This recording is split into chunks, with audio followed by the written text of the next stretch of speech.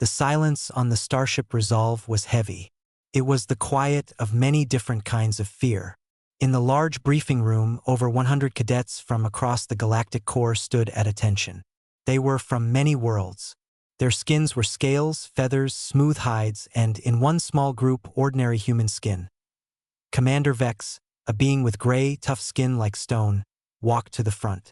A deep scar cut across the place where his eyes would be on a human.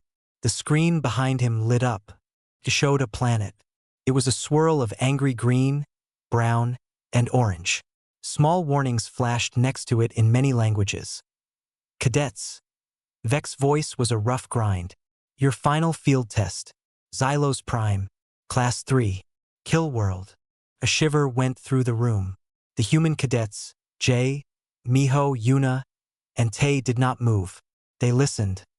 10 solar cycles. Vex continued. The screen showed pictures. A giant worm bursting from the ground. A plant snapping shut on a large animal. A fog that melted metal. Your goal is simple. Survive. You will be dropped in single pods. Scattered. Your gear is basic. 1 survival pack, 1 communicator for emergency only, 1 locator beacon. Use it to quit and your training ends. A tall cadet near the front raised his head. His name was Kieran. He was a Siltex. His body was long and powerful, covered in dark, shimmering scales. His eyes were yellow slits. Commander, will there be a ranking? For those who thrive, not just survive. Vex nodded once. The monitoring drones will track all activity. The one who demonstrates superior combat survival will be noted. Kieran seemed pleased. He looked around at the others, as if measuring them. Near the humans, a different alien cadet trembled. Her name was Lyra. She was Valen. She had soft, downy feathers on her arms and neck. Her large eyes were wide with fear. Her fingers moved quickly on a small data pad. Probability analysis, atmospheric toxins in Sector 4, predator density, in the southern zone, current survival estimate, 23.7%. She whispered the numbers like a bad dream. Miho, the human from Busan, leaned slightly toward Jay. Friendly place, he murmured, his voice very low. Jay, always watching, always calm, kept her eyes on Vex. Just like the beach in Jeju, she whispered back without moving her lips. But with more teeth. Yuna, the exobiology expert, was staring at the screen images of the plants. Fascinating carnivorous adaptations, she muttered to herself, forgetting to be scared. The acid secretion must be incredible. Tay, the tech specialist, was not looking at the monsters. He was looking at the landscape behind them, the rock formations, the water sources. He was making a map in his head. The pods launch in 10 units, Vex said. The doors to the drop bay hissed open. A rush of cold air came in. Your survival begins the moment you hit the atmosphere. Good luck. You will need it. The cadets began to file out, their steps heavy. Kieran walked with a proud, slithering motion. Lyra clutched her data pad to her chest. Her feathers puffed out. The 4 humans fell into step together. They did not speak until they were in the narrow hallway leading to the pod bays, surrounded by the sounds of clanging metal and hissing air. Okay? Jay said, her voice now clear and direct. Standard protocol says find shelter, avoid contact, stay quiet. Miho stretched his arms. Sounds boring. And in a place that wants to eat you, boring is dead. We need to move. We need to see. Yuna nodded quickly. The initial scans are incomplete. The Corps only looks for big life signs. The small stuff, the plants, the insects, they're the real threat or the real tool. We must catalog quickly. Tay tapped the side of his head. I'll try to boost the communicator range. If we can find each other fast, we pool resources. Strength in numbers, but quiet numbers. They reached their assigned pods. They were small, cramped metal tubes. The door of each one would seal, and then they would be shot toward the terrifying green planet below. Jay put a hand on Miho's pod door. Remember the stories from the seniors? She said. The ones who passed this test? They said it was the worst week of their lives, Yuna said, her voice tight. No, Jay corrected with a small, hard smile. The human senior. The one from last year. She said it was like spring break in Panama City. Miho barked a laugh. A couple of nearby alien cadets, looking solemn, stared at him. He just shook his head and climbed into his pod. Yuna looked puzzled. Spring break? A holiday? She was joking. Maybe, Jay said, pulling herself into her own cold pod. The padding smelled of old sweat and fear. But what's spring break? It's you, thrown into a crazy, crowded, chaotic place with limited money and too much sun. The goal isn't to hide in your room. It's to figure it out, to have a story to tell. The pod door began to close with a heavy sound. Through the closing gap, Jay saw Lyra being helped into her pod, her eyes shut tight. She saw Kieran slam his own pod door with confidence. Her comm crackled inside the pod. It was Tay's voice. Link test. Can you hear me? We'll have about 30 seconds of link after drop before the atmosphere scrambles it. I hear you, Jay said. Loud and clear, Miho said. Understood. Yuna's voice was shaky. Remember the rendezvous point, Tay said. The big, crooked mountain ridge from the scan. Looks like a sleeping man. Head there if you can. A red light began to flash. A robotic voice counted down. Launch in 5, 4. Jay tightened her straps. She took a deep breath of the canned air. 3, 2. Yuna's whisper came over the comm, tight with fear. Spring break, huh? Jay smiled to herself in the dark. Pack your sunscreen. 1. A giant, invisible fist slammed into the pod. It was ejected from the ship with a violent roar. Suddenly, Jay was falling. The pod shook and screamed as it hit the atmosphere of Xylos Prime. Outside the small window, fire glowed orange. Then the fire faded, and she could see the world rushing up to meet her. A world of deep, deadly green, jagged brown rocks, and swirling orange mist. It was the most dangerous place the Galactic Core could find. And somewhere in 3 other falling fireballs, her friends were laughing. The world was a roar of green and pain. Jay's pod hit the ground not with a crash, but with a sickening wet crunch. It had landed in a thick, spongy bog. Vines as thick as her arms slapped against the window. She took a slow breath, checking her body. Nothing broken. The pod door was jammed. Through the mud-smeared viewport, she saw a forest of towering, twisted trees with purple leaves. The air was a humid blanket, filled with strange chirps and distant screeches. Standard procedure said to stay in the pod. It was a sealed unit. Safe. For a while. She checked her scanner. The life-form readings were a mess of frantic dots. But she saw a pattern.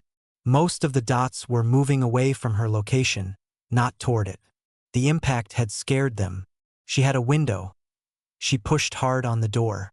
It didn't budge. Instead of panicking, she looked at the vines. They had thorns, but they were strong. She used her multi-tool to pry open a small service panel near the door seal. She found the manual release, a small lever. She pulled it, and with a hiss of equalizing pressure, the door cracked open an inch. Mud and foul-smelling water seeped in. She pushed again, using the vine for leverage. The door swung open. She crawled out into the ankle-deep muck. The air smelled of rotting fruit and wet metal. She moved quickly, quietly, to the base of a large rock formation. She climbed, her hands finding easy grips. From a higher point she could see. Her pod was already sinking. In the distance, maybe 2 kilometers, was the crooked ridge that looked like a sleeping man. The rendezvous point. Between her and it was a jungle that seemed to pulse with life. A shadow passed over her. She froze. A creature with leathery wings the size of a small car glided between the trees. It had a long, serrated beak. It let out a deafening screech directly above her. It was not hunting. It was announcing, "This is my space." She stayed still, pressed against the rock. It screeched again and flew off, chasing another shadow in the canopy. It was territorial, not hungry. A problem only if she challenged it. She filed the information away and began to climb down. Miho's landing was rougher. His pod bounced off a rocky slope, tumbling end over end before coming to rest in a shallow stream. He was knocked dizzy, his head ringing. He unstrapped himself and kicked the door open. Cool water flowed in. He stumbled out, slipping on wet stones. His head hurt, but he was alive. The first thing he did was not check for danger. He scooped up some stream water in his hand, sniffed it, then touched it to his tongue. It was fresh, cold. A water source. He looked up. The canopy was thinner here. He could see the sleeping man ridge. It was closer for him. He heard a chittering sound. A group of small, six-legged creatures with hard shells were watching him from the far bank. They had sharp claws. They looked angry. Miho did not reach for his weapon. He slowly reached into his pack and pulled out a nutrient bar. He broke off a piece and tossed it onto the ground between him and the creatures. They flinched, then crept forward. One snatched the piece and scuttled away. The others focused on the food, not on him. They were scavengers, not hunters. He tossed another piece farther away, leading them from his path. "Sorry, guys. All I got," he mumbled. He moved away from the stream, heading for the ridge. Letting the creatures have their meal, Yuna's pod landed perfectly in a small clearing. It was a textbook landing. It was the worst thing that could have happened. The moment her door opened, she was surrounded. The clearing wasn't dirt. It was a mat of low, sticky yellow grass. It immediately clung to her boots, trying to pull her down. Thin, whip-like vines shot from the surrounding bushes, snapping at her arms and legs. One wrapped around her ankle. It didn't cut. It burned. A mild acid. "Fascinating," she yelped, more in professional wonder than fear. She pulled her leg back, scraping the vine off on the pod's edge. It sizzled. She quickly scanned the yellow grass with her wrist device. Passive carnivorous ground cover. Secretes digestive enzymes on contact. She wasn't trapped. The vines were slow. She took a careful step back onto the pod's landing skid. The vines could not reach her there. They thrashed the air. She looked at the vine that had burned her. Its fibers were incredibly fine and strong. She used her tool to carefully cut a length of it, avoiding the acidic sap. She coiled it. Possible tool. She then looked at her scanner. The ridge was far. Too far to cross this ground. She needed to go through the treeline. She took a deep breath, focused on the science, and jumped from her pod's skid to the thick root of a nearby tree. The yellow grass could not get her there. Tay's pod was in trouble. It had gotten tangled in the upper branches of a gigantic tree. It hung there, 30 meters above the ground, swinging gently. He looked out. He could see for kilometers. He saw the orange mist of a toxic zone to the east. He saw a plain of moving shapes, herds of something big to the west. And he saw, very faintly, the signal pings from the other human locator beacons. They were alive. Jay and Miho were moving toward the ridge. Yuna's signal was stationary. His problem was getting down.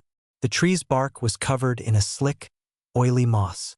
Climbing was impossible. He could use his emergency cable, but it was only 20 meters long. He looked at his pack. He had his basic tools. He looked at the tree itself. It had large, tough seed pods hanging like bombs. An idea formed. He wasn't a fighter. He was a fixer. He got to work. Lyra's pod had sunk. It had landed in the center of a deep, bubbling bog. The dark, peaty water was already over the windows. She was inside, screaming in pure terror, hitting the door release over and over. It was stuck. The external pressure was too great. Her data pad showed the chemical makeup of the bog. It was acidic. It would eat through the pod shell in hours. Her probability of survival ticked down to 4.1%.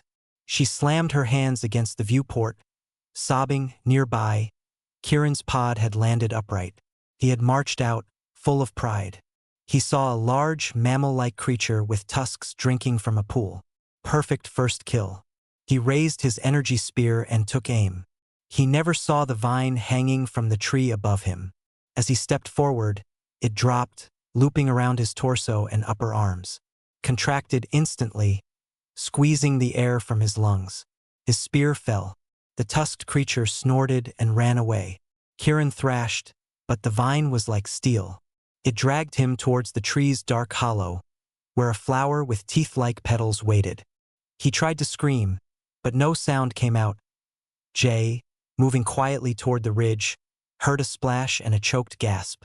She changed course, moving toward the sounds. She came to the edge of Kieran's clearing. She saw the Siltex cadet being pulled to his death. She saw the powerful vine. She did not shoot the vine. She ran forward, not at Kieran, but at the base of the tree. She saw where the vine connected. She took the length of strong vine she had harvested earlier. In a swift motion, she looped it around the attacking vine, near the tree, and pulled it tight over a sharp rock edge. She used the rock as a blade, sawing back and forth with all her weight. The constricting vine snapped. Kieran fell to the ground, gasping. The tooth flower thrashed in anger. Jay stood over him, breathing hard. She looked at the severed vine, then at Kieran. She didn't offer a hand. She simply pointed. "Your spear is over there. The ridge is that way. Your choice." Then she turned and continued her own journey, leaving him alive, unharmed, and utterly humiliated on the mud. The sun was high. It was a strange orange color. Jay reached the base of the crooked ridge first. She found a flat, rocky shelf. It was free of the thick, grasping jungle. It had a clear view in 3 directions. There was a small, clean stream trickling down from the rocks above. She did not hide. She set her pack down and started to work. When Miho arrived, he was grinning. He had a bundle of long, straight sticks tied with a length of flexible bark. He also carried a few of the hard-shelled creatures from the stream, now cleaned. "Look at this spot," he said, dropping his things. "Sunday water. A view. It's perfect." "That's the idea," Jay said. She was using her knife to sharpen the ends of some shorter sticks. "We don't want a cave. Caves have things living in them. We want a place where we can see what's coming."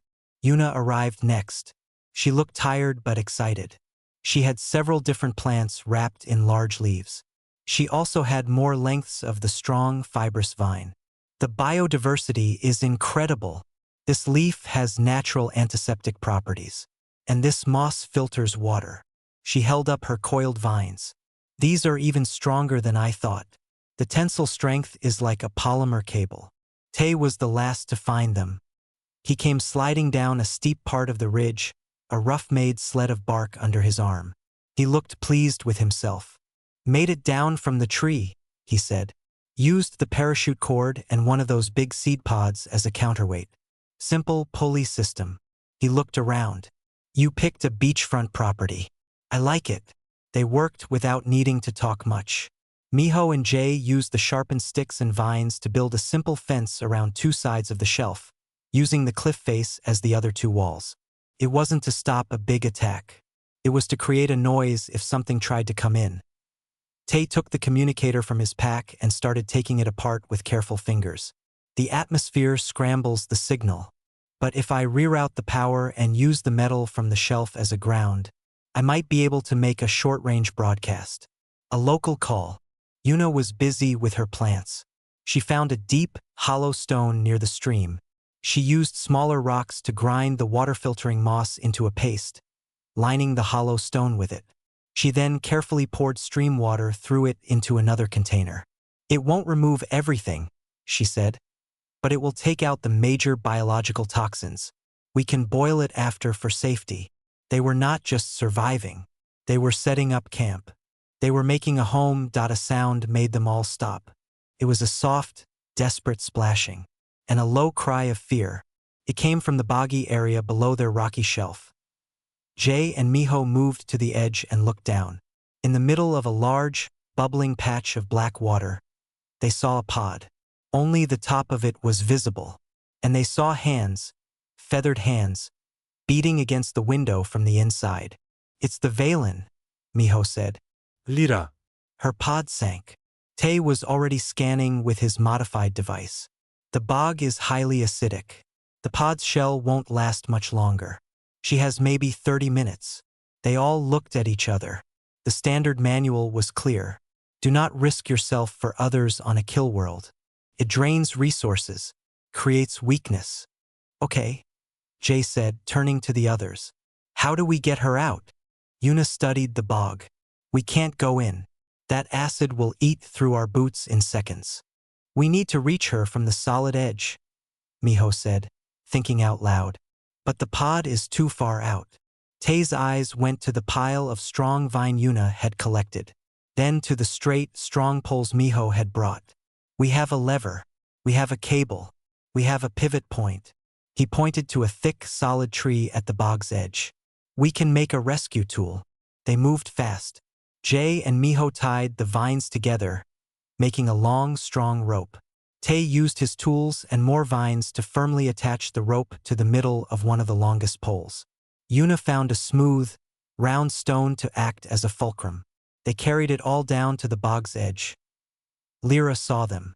Her eyes were wide with terror inside the sinking pod. She did not understand what they were doing. They were not throwing her a line. They were building something. Tay placed the round stone near the water's edge. Miho set the long pole across it. Jay tied one end of the vine rope to the thick tree, then ran the rope along the pole and out toward the pod. It was a crude but effective system. A lever and a pulley. Jay took the end of the rope. She tied it into a large loop. She then carefully, using another pole, pushed the loop across the surface of the bog. It was slow.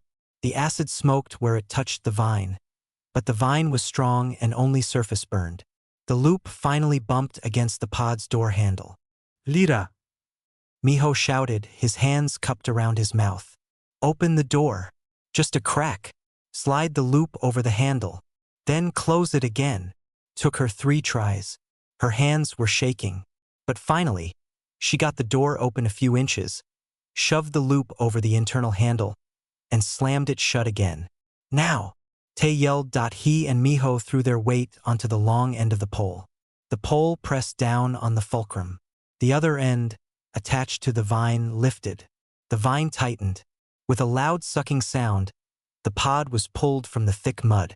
It scraped across the surface of the bog, toward the solid ground. In a minute, it was at their feet. The acid dripped from its hull. Jay pried the door open. Lyra fell out into the mud, coughing and crying. She looked up at the 4 humans standing there. They were not even out of breath. They looked at her with calm, assessing eyes.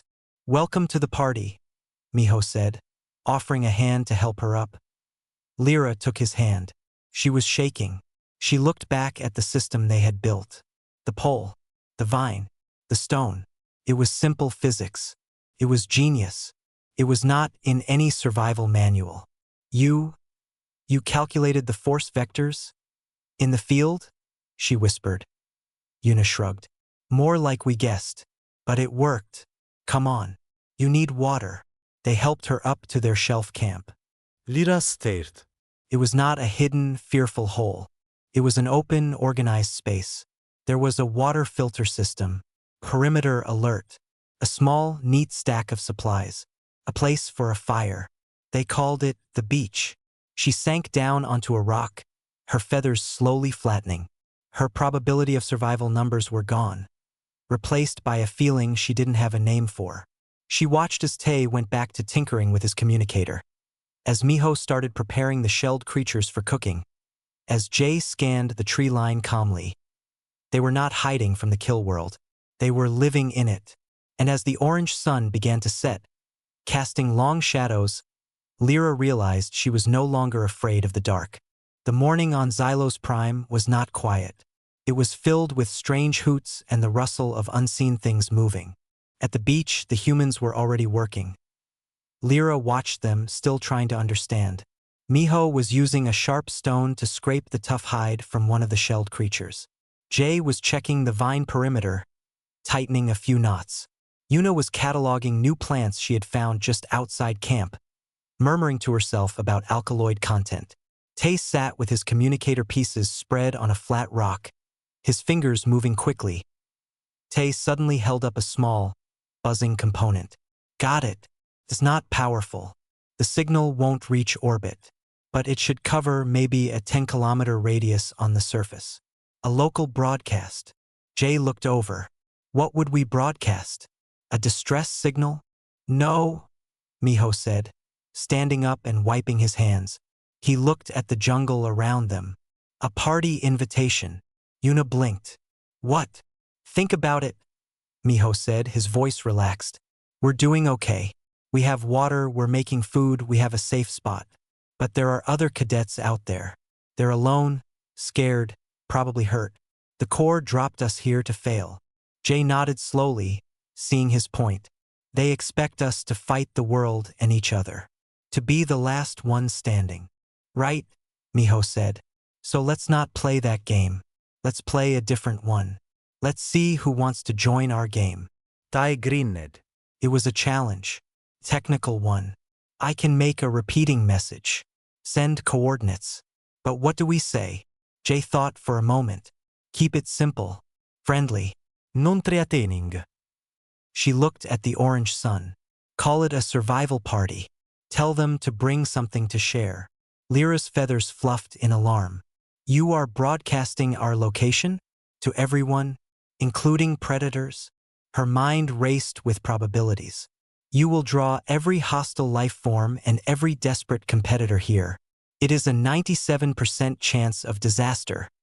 Maybe, Jay said calmly, or maybe we draw in the ones who are smart enough to know they can't do this alone. Strength in numbers, Lyra. Real strength. They got to work. Using a stripped piece of wire and the power cell from his scanner, he amplified the weak signal. He typed a short code into the device. It began to pulse out a message. A simple text and audio signal on a loop. Survival party at the beach. Coordinates attached. Bring something to share. Repeat. Survival party at the beach. The signal pulsed out into the hostile air, a tiny, brave, and utterly absurd sound in the middle of the kill world. High above, on the command deck of the orbiting Resolve, an alarm chimed. A junior officer stared at his screen. Commander Vex, we are detecting an unauthorized surface broadcast from the exercise zone. Vex moved to the console, his stone-like face unreadable. He saw the signal source. It was from the human cluster's location. He listened to the decoded message. Survival party at the beach. His scar seemed to deepen. A party, he said, his voice flat. They are calling for a party. This violated every doctrine of stealth, security, and tactical survival. It was insanity. On the surface. The first to hear the signal was a Grelian cadet. His name was Sor. He was hiding in a hole, his leg wounded by a sharp rock. He was cold, thirsty, and had accepted he would not last the night. The tiny, crackling signal reached his damaged communicator. He heard the words. He saw the coordinates on his map. They were not far. Party? It was a trick. It had to be. But his water was gone. He had no choice. He began to crawl. The next to hear was a pair of twin cadets from a water world, named Nyx and Pax. They were lost. The thick jungle was nothing like their open oceans. The signal was a lifeline. They looked at each other, nodded, and started moving toward it, clutching their small spears. Back at the beach, the humans did not just wait. They prepared for guests. Yuna and Lyra worked on expanding the water filtration system with more hollow stones. Miho and Jay set up a second, larger perimeter further out, not to fight but to guide, using broken branches to point the way to the camp like signs. The first arrival was Sor, the Grelian. He crawled into the clearing below the shelf, expecting an ambush. He looked up, exhausted. Instead of weapons, he saw Miho coming down the path with a cup of water. Hey, made it. Good job, Miho said, handing him the cup. What's your name? I'm Minyu. Sor stared at the water, then at Miho's open face. He took the cup and drank. Sor, he croaked. Welcome, Sor. Can you walk up to the shelf? We've got a better spot. One by one, others came. Nyx and Pax arrived, nervous and wide-eyed. They offered some strange, salty seaweed from their packs. Yuna accepted it with genuine interest. A small, furry cadet named Pick arrived, shaking, carrying a piece of shiny ore he had found. Tay thanked him and examined the ore. This could be useful, he said, and Pick's chest swelled with pride. Each newcomer was met the same way. No srets. No demands. Just a calm welcome. A sip of water, and a simple request, "Can you help with this?" Some were asked to gather more vines. Others to watch the perimeter and call out if they saw movement. One was given the task of turning the shellfish on the fire. Lyra watched the camp transform. It was no longer just 5 beings. It was 12, then 15. It was becoming a village. A noisy, messy, cooperative village. The fear in the air was slowly being replaced by the sounds of work and low, cautious conversation. The humans moved through it all not as bosses but as organizers. They connected people with tasks that used their strengths. As the second orange sunset began, Kieran arrived. He stood at the edge of the firelight. His scales were scratched and dirty. One arm was held stiffly, where the vine had bruised him. He looked at the scene with disbelief. Cadets from different species were sitting together, eating, talking quietly. The smell of simple cooked food was in the air. A human was passing around cups of filtered water. He saw Jay. She saw him. She didn't speak. She simply picked up an empty cup, filled it from the water stone, and placed it on a flat rock at the edge of the circle. Then she went back to her conversation. Kieran stood there for a long time. Pride and hunger and shame fought inside him. The smell of the food was real. The sight of the water was real. His own plan, to be the lone hunter, the supreme survivor, lay broken in the mud behind him. Slowly, stiffly, he walked forward. He did not look at anyone. He picked up the cup of water and drank it all. Then he sat down on the ground, away from the others, and stared into the fire. He was not welcomed with words. He was welcomed with space and water and safety. For the Siltex, who understood only contests of dominance, it was the most confusing thing he had ever experienced. High above, Commander Vex watched the thermal signatures on his screen. One bright, clustered blob of life, right at the broadcast coordinates. Numerous, gathered, exposed. He shook his head slowly. They were breaking every rule. And yet they were all still alive. The mood at the beach changed on the 3rd day. It started in the morning. The air, always humid, became thick and heavy. The usual sounds of the jungle faded into an uneasy quiet. The orange sun looked blurred, as if seen through dirty glass. Una was the first to notice the real change. She was checking her small samples of local soil and plants. Her scanner started to flash a soft, urgent yellow. "Spores," she said, her voice sharp. "The air is filling with microscopic organic particles. It's not just pollen. They're active." Lyra was at her side instantly, her own datapad whirring. She connected to Una's scanner, her feathers trembling. "It is a periodic biological event. The readings match a cleansing cycle. The planet sheds a layer of consumers. They eat any unprotected organic matter. They will coat everything. They will infiltrate seals." Her large eyes were full of fear. "Standard procedure is total lockdown. Sealed shelters. We do not have that." The news spread through the camp quickly. The quiet cooperation turned back into fear. The Grelian, sore, started looking for a deep hole to hide in. Nyx and Pax huddled together. The small furry pick whimpered. Kieran stood up, his scales clicking. "This is the result of your foolish gathering," he hissed at Jay. "You created a large, obvious target. Now we will all be dissolved together. A fitting end for this party." Jay ignored him. She looked at Una. "You said they're active. What stops them?" "Extreme heat, certain chemicals. But we have no way to create a large enough sterile zone," Una replied, her mind racing through data. "The spores will be everywhere. In the air, on the ground. For hours." Tay was looking at his own equipment, a different kind of problem solver. "We can't hide from the air, so we have to clean the air around us." "With what?" Miho asked, looking around at their camp. They had vines, rocks, water, and some leftover pod parts. An idea clicked in Jay's mind. "The bog," she said. "The acidic bog where Lyra's pod sank. That water ate through metal. The sterile. Nothing grows in it." Una's head snapped up. "Yes, the acid would neutralize organic particles. But we have a whole camp to protect. We would need a mist." a fine aerosol spray over the entire area. Tay's eyes lit up. He looked at the stream, the hollow stones, the vines, and the pile of salvaged parts from the pods. We can make a sprinkler system, a big one. There was no time for debate. The sky was slowly turning a pale, sickly green. Jay took charge. Miho, take everyone who can carry things. Get every container we have to the bog. Fill them with the acidic water.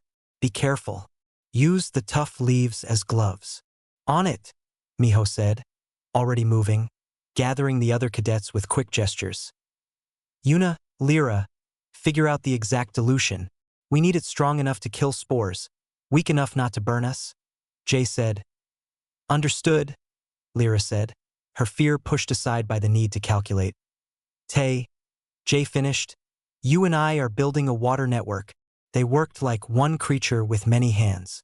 Miho's team ran back and forth with bowls, hollowed nuts, and pieces of pod hull filled with the dark, smoking bog water. Yuna and Lyra directed them to mix it with fresh stream water in specific ratios in the largest hollow stones. Tay and Jay, along with Kieran, who worked in furious silence, laid out a network of the strongest vines. They used heated rocks to bore small holes along the lengths of the vines. They connected them to the pod's broken hydraulic lines, creating a main pipe. They ran this main pipe up to a high point on the ridge where the water containers were placed. Gravity would do the work. It was a race against the fading light. The green haze was descending, a soft, deadly fog settling into the jungle below their shelf. They could hear a faint, constant hissing as it touched the leaves, which began to curl and blacken. Now, Tay yelled, as he shoved the last vine into place. Miho and Sor tipped the first large stone. The mixed acidic water flowed into the main vine pipe, traveled down the lines. Under pressure, it sprayed out from the hundreds of tiny holes they had made. A fine, bitter mist rose over the beach. It smelled sharp and chemical, dampened hair, feathers, and scales. It was unpleasant, but it was not deadly to them. The green spore fog reached the edge of their shelf. It met the curtain of acidic mist. Where they touched, there was a quiet, fizzy sound. The green particles fell dead to the ground, harmless dust. They had done it. They stood inside their own homemade sterile bubble. The deadly spore storm hissed and fizzled against an invisible wall all around their camp. Inside, they were wet and safe. The cadets stared in wonder. Pick touched his damp fur, then looked at the destruction just meters away. Nix and Pax gripped each other's hands, watching the jungle they had been lost in just days ago now dissolve under the green fog. They were safe because of vines, water, and a crazy plan. Kieran stood apart, dripping with the acidic mist. He watched the spores die against the barrier. His whole philosophy was combat. Meet a threat with greater force. Destroy the enemy. The humans had not destroyed the storm. They could not, so they had changed the very air around them. They had made a shield not from strength, but from understanding. It was a defense he had never imagined. Lyra looked at her data pad, then at the fizzy barrier. Her probability numbers had failed. The humans had invented a new probability. She looked at Yuna, who was smiling with pure scientific joy at the success of their crude chemistry. High above, Commander Vex watched the thermal and biological scans. He saw the wave of green death wash over the continent. He saw the life signs of other scattered cadets flicker and go out as they were caught in the open or in poor shelters. His jaw tightened. Then he looked at the human cluster's location. Their life signs remained, a steady cluster. But the biological scan showed something impossible. A perfect circle of dead air. A sterile zone. Right in the middle of the storm. They weren't hiding from it. They were holding it back on the surface, as the last of the green fog cleared, revealing a blackened, silent world around them. Miho picked up a cup. He filled it from their clean water filter, which had been protected under a leaf. He raised it. To not melting, he said. A shaky laugh went through the camp. Cups were raised. Even Kieran, after a long moment, dipped his head in a slight nod. They had survived the storm not by being the hardest thing on the planet, but by being the smartest. And for the first time, every cadet on the beach truly believed they might live through the week. The days began to blur together. The beach was now a busy camp. There were 23 cadets. They had jobs. A group was always on water duty, filtering and boiling. Another group gathered food. The safe nuts Yuna had identified the shellfish from the stream. A repair team, led by Tay and a surprisingly handy Kirin, maintained the vine perimeter and the acidic sprinkler system, now called the Umbrella. They had survived the spore storm. A new confidence filled the air. Laughter was heard sometimes. Even Kirin had stopped calling it foolishness. He just worked, his pride now tied to the camp's survival. On the morning of the 6th day, the ground shook. It was a deep, rolling tremor. Rocks clattered down from the ridge above. Everyone froze. "It is just a seismic event," Lyra said, checking her pad. "The planet is geologically active. It should pass." But it didn't pass. The shaking came again, stronger. And then they heard it. A sound like a giant tree being ripped from the earth over and over. A slow, grinding crunch, crunch, crunch. Jay and Miho scrambled to the highest lookout point. Through the still bare trees left by the spore storm, they saw it. About a kilometer away, something was moving. It was huge. It looked like a moving hill of dark, knotted wood and matted moss. It had no clear head or tail, just a massive, rounded body plowing through the jungle on dozens of thick, root-like legs. Where it walked, trees were pushed over and crushed into the mud. It was a root crawler, a Class 3 Titan beast. And it was moving in a slow, direct line, straight toward the beach. Panic exploded in the camp. This was no spore cloud. This was a physical force that could not be stopped with mist or vines. They had gathered too many life signs. They had become a beacon. The crawler was coming to feed. "We must run." Shorkrid. "Now. Scatter." "Running is useless," Kirin snarled, his energy spear humming to life in his hands. "It will track the largest group. We must stand and fight. We can wound it. Drive it off. Fight that." Tay yelled, pointing at the mountain of moving earth. "Our weapons are like insect stings to it. It would not even feel us." Chaos rose. Everyone was talking, shouting, fearing. The cooperative spirit was breaking apart. Jay watched the beast. She watched its path. It wasn't hunting. It wasn't chasing. It was just moving, like a slow train on a track. It was digging a deep furrow as it went, eating the soil and crushed trees. "Stop!" Her voice cut through the noise. It was not a scream. It was a command. They all looked at her. "We are not fighting it. And we are not running." "Then what?" Kirin demanded. "We let it crush us?" "No," Jay said, her eyes still on the crawler. "We give it a new track." She turned to the group. Her mind was clear, moving fast. "Miho, you and Kirin take everyone with strong backs. Go to the supply pile. Get every piece of salvage metal, every strong pole. Bring the rock-breaking tools." Miho didn't question it. He just nodded and started shouting orders. "Yuna, Lyra," Jay continued. "You know the ground. Is there a weak spot? A cliff? A deep crack? Anything nearby that is not stable?" Lyra pulled up the geological scans from her pad, her fingers flying. "Here, 500 meters east. The seismic fault is close to the surface. The ground is thin. It is unstable." "Perfect. Tay, you're with me. We're making explosives." They moved. There was no time for fear now, only action. Miho and Kirin's team ran to the fault line Lyra had identified. They used the poles and metal to pry at the rocky edge, to dig and weaken it further, creating a deliberate trap. Meanwhile, Jay and Tay worked at the camp. They took the last of the pod's thruster fuel, a thick, oily gel. They mixed it with the fine, powdery dust from a type of dry rock Yuna said was high in nitrates. They packed the mixture into empty food containers and water shells. They inserted simple fuses made from braided, slow-burning vines. They were not soldiers. They were cadets making crude bombs from kitchen ingredients. They carried the devices to the fault line. The crawler was closer now. They could feel its steps vibrating in their chests. Its smell was like an open grave full of wet soil. Place them here, and here, Tay directed, pointing to the weakest points along the crack. They wedged the containers in, covering them with loose rock. The beast's path is there, Jay said, pointing to its current line. When its middle section is over this crack, we blow the charges. Not to hurt it, to drop it, to change its road, Miho said, understanding. They ran back to a safe distance, unspooling the long vine fuses. The crawler was upon them. It was immense, a wall of living earth. One of its root legs, as thick as a tree trunk, slammed down just meters from their hiding place. The sound was deafening. Now Tay! Jay yelled over the roar. Tay lit the fuses with a spark from his tool.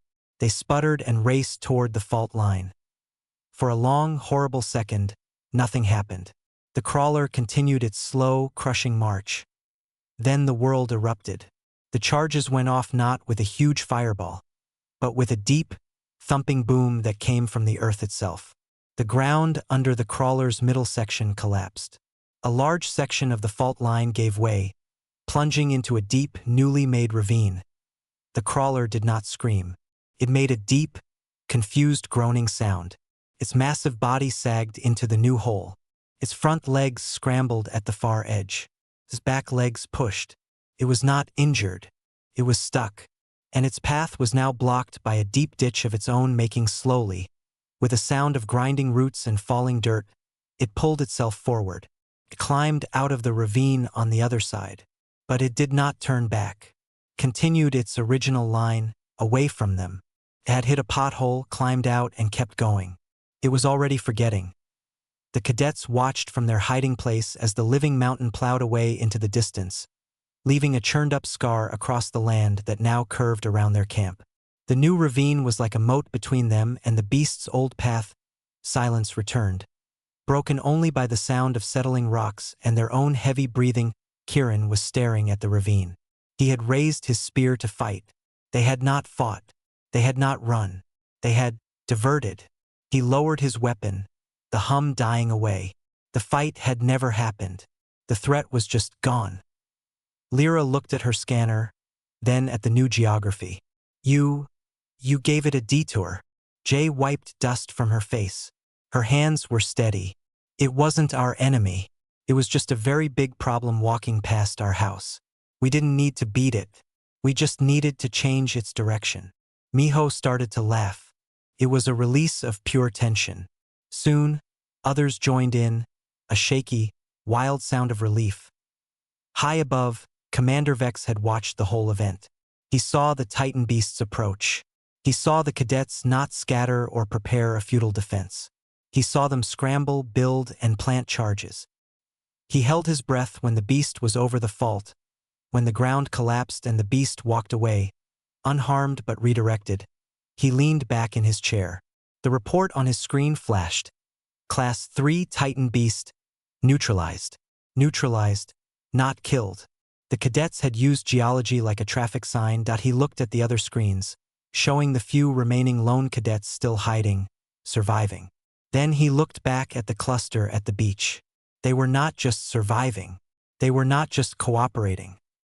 They were managing the kill world. And in that moment, Commander Vex knew the test was over. The humans had already passed. They had just rewritten the final exam. The last day arrived. A signal pulsed from orbit, not a local one, but the official recall. The exercise was over. The dropships were coming. At the other extraction points, the scenes were grim. 2 ships landed in a blasted area where a lone Silthex cadet had been holed up in a cave. He stumbled out, thin and wild-eyed, clutching a broken weapon. Another ship collected a trio of Valens from a toxic sinkhole. They were weak and sick, having drunk bad water. Everywhere, the cadets who came were few, quiet, and carried the look of creatures who had barely escaped a grinding machine. They had survived, but it had cost them. The ship assigned to Grid 7, the coordinates for the beach, descended through the hazy sky. The pilot and the recovery crew, hardened veterans, prepared for the worst. They expected to find a few desperate survivors, maybe hiding in a cave, possibly injured. They had medkits ready as they broke through the low clouds. The pilot frowned. Sensor contact is large. Multiple life signs clustered. Is the scanner malfunctioning? They flew over the site. Below them, the crew saw not a hidden camp, but an organized settlement on a sunny shelf. A neat, thorny fence followed the contour. A small, clever system of vines and hollow stones carried water from a stream. A group of cadets were putting out a small cooking fire, dousing it with sand. Others were gathering their packs. And they were all there. 23 life signs. Not just humans. Multiple species. They were talking. Some were even smiling. The dropship landed in a clear area just below the shelf. The ramp lowered with a hiss. The recovery crew stepped out, weapons not raised but held ready, their eyes scanning for immediate threats. They saw no threats. They saw Jay, Miho, Yuna, and Tay walking down the path to meet them. Behind them came the others in a loose group. Lyra, her feathers clean and orderly. Kieran, standing straight, his scales dull but unbroken. Sir Nix, Pax, Pick, all of them looking tired but healthy. They were not carrying their weapons in their hands. They were carrying bags of gathered resources, coils of the strong vine, and containers of filtered water.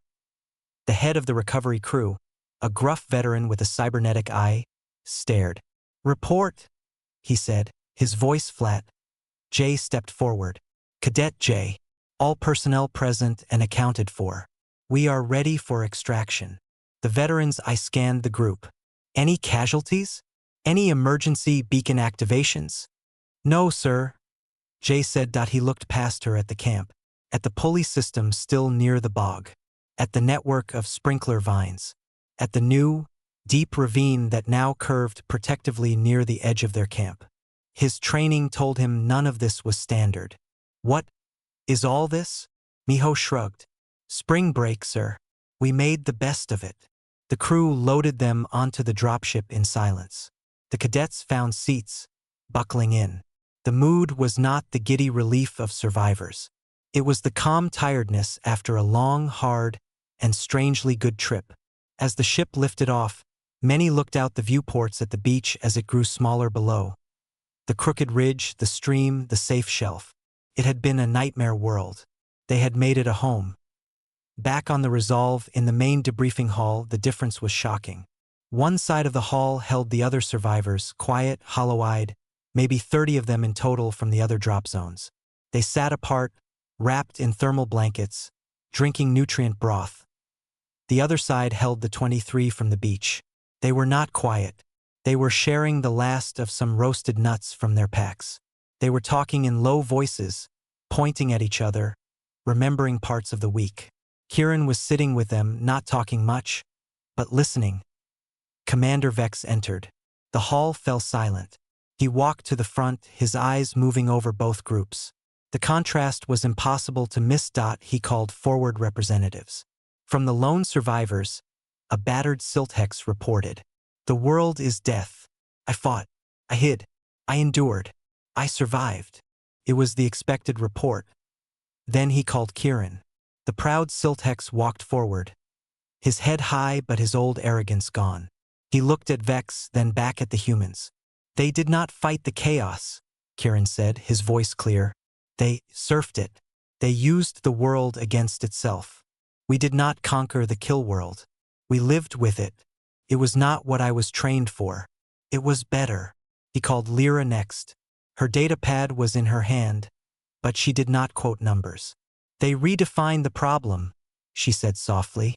"The goal became the group. Survival became the result. My calculations were wrong because they invented a new variable. Community." Finally, Vex looked at Jay. "Cadet, your initial assessment, recorded before drop, called this exercise basically spring break. Explain." Jay stood. She thought of the desperate first day, the spore storm, the root crawler. She thought of the shared work, the solved problems, the laughter in the dark. "Spring break," she said, her voice carrying in the quiet room. "It's when you're thrown into a new, crowded, chaotic place with limited resources and no plan. The goal isn't to just endure it hiding in your room. The goal is to come together with the people around you, to use your wits, to make a story. You focus on the experience, and the challenges just become part of the story you tell later. She glanced at her friends, at the diverse group behind her. We just focused on the party. Survival was just something that happened along the way. Commander Vex looked at her for a long moment. He looked at the two groups in his hall. One group had passed the test as it was written. They had proven they were tough. The other group had rewritten the test. They had proven something else entirely. He dismissed them. The humans and their group walked out together, heading for the mess hall, already talking about real food. The others shuffled out alone, back to the medical bay or their quiet quarters. On the command deck later, Vex looked at the final report on his screen. The official assessment for the Grid 7 group was complete. The cursor blinked next to the final field. With a tap of his finger, he entered the verdict. Not just a score, but a recommendation that would be studied for years. Exercise assessment. Paradigm shift observed. Human methodology.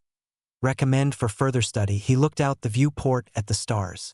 For the first time, he wondered if the galaxy, in its endless search for stronger warriors, had been looking for the wrong thing all along. Maybe it didn't need creatures who could beat a kill world. Maybe it needed creatures who could throw a party on one.